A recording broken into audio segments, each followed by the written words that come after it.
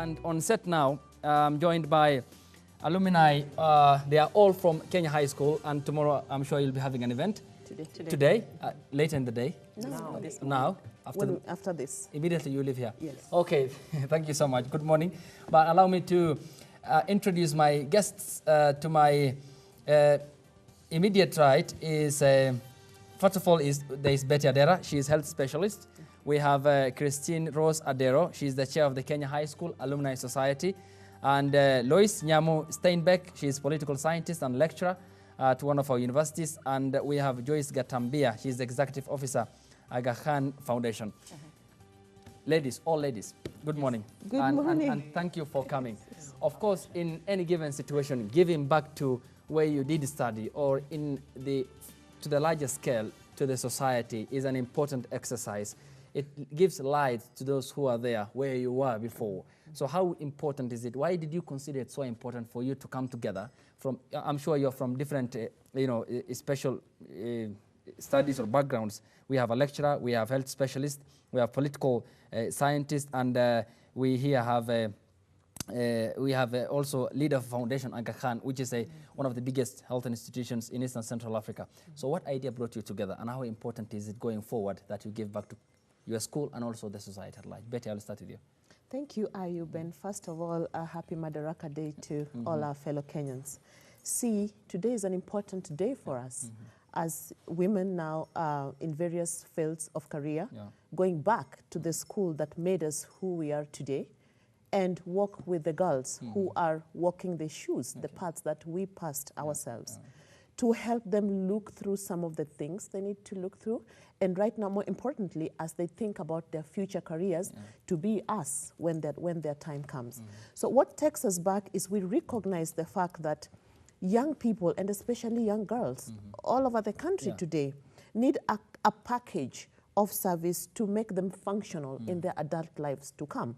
First of all is education. They need an education, and they're getting one by the fact that they're in school. But more importantly, they need mentorship. They need their confidence to be built. They need someone to hold their hands and transect their moral compasses, because education alone is not enough to get them to where they want to be, but they also need to be helped, need to be supported, need to be mentored, to get the right kind of grounding from a value-based perspective, to be the best of who they want to be. Now, today we celebrate the Career Day with them, immediately after this, and we do that because we recognize that they're young, they're in adolescence, they probably have got no idea what some of the careers that they wish to be, really, what it takes to get there. So we are going back. We're just representing a very large team of us going back, to sit with them in various segments of various careers and just tell them, you want to be a doctor?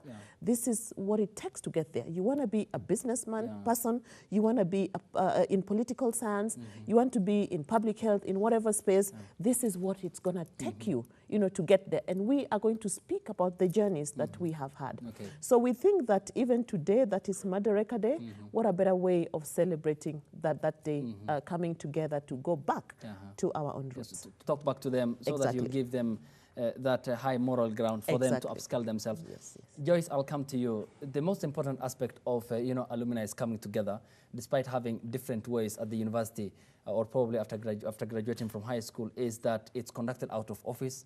There's nothing formal in it, and it's dynamic, it's important.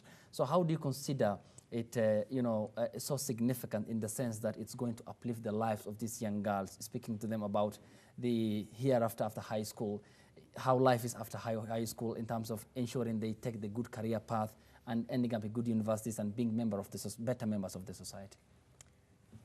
Perhaps for me, it comes from personal experience. When I was in high school, which feels like a million years ago, at least when I talk about it with my children, nobody could convince me that school was fun. Everything was just against me. The stars were not aligned to me. The teachers are harsh. The subjects are hard. Why do we have to do this? And all those things. But now looking back, so many years back, I'm glad I went through that. And when I go back to my alumni, to my alma mater, is to tell the girls that it might not look so glossy now, but this is what you need for the future.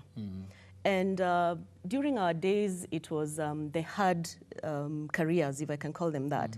You have to be a doctor, you have to be an engineer. Sometimes I felt like I basically went through school for my parents because they wanted to be a doctor through me. But I think careers have changed over years, and the landscape is different. I mean, social media or operating social media is a career, you know, nowadays, and we can debate about that, you know, a whole day. So it's basically just to tell the girls, it's not as bad as it looks ahead. In years to come, you'll look back and you'll say, I'm glad I went through high school. I'm glad I went through Boma. That's a nickname for our school.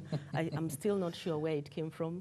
Maybe Christine can tell us because she was there way ahead of us.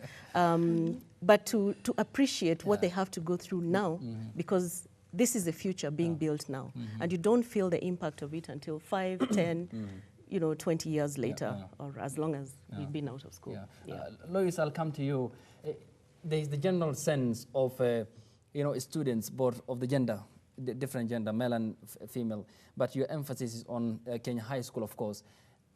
You know, life in high school comes with a lot of peer pressure, a lot of peer influence. You have these groupings, you have this pressure, unaware of the world outside in terms of, you know, being good members of the society. So how do you go to them, speak to them about these issues as being part of real life, as being the challenges that we normally face, so that you can make them people who view life through a different lens, from different perspective, and despite not having academic qualifications to attain what they want in life, that they are still useful members of the society?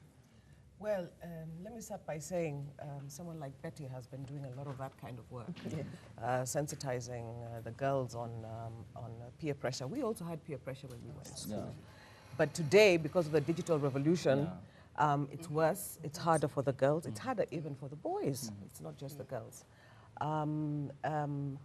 But what we do as old girls is, even within our mentorship programs, and many of us do mentorship professionally or on the side, is we try to alert the girls to this kind of dangers and trappings that come along their way.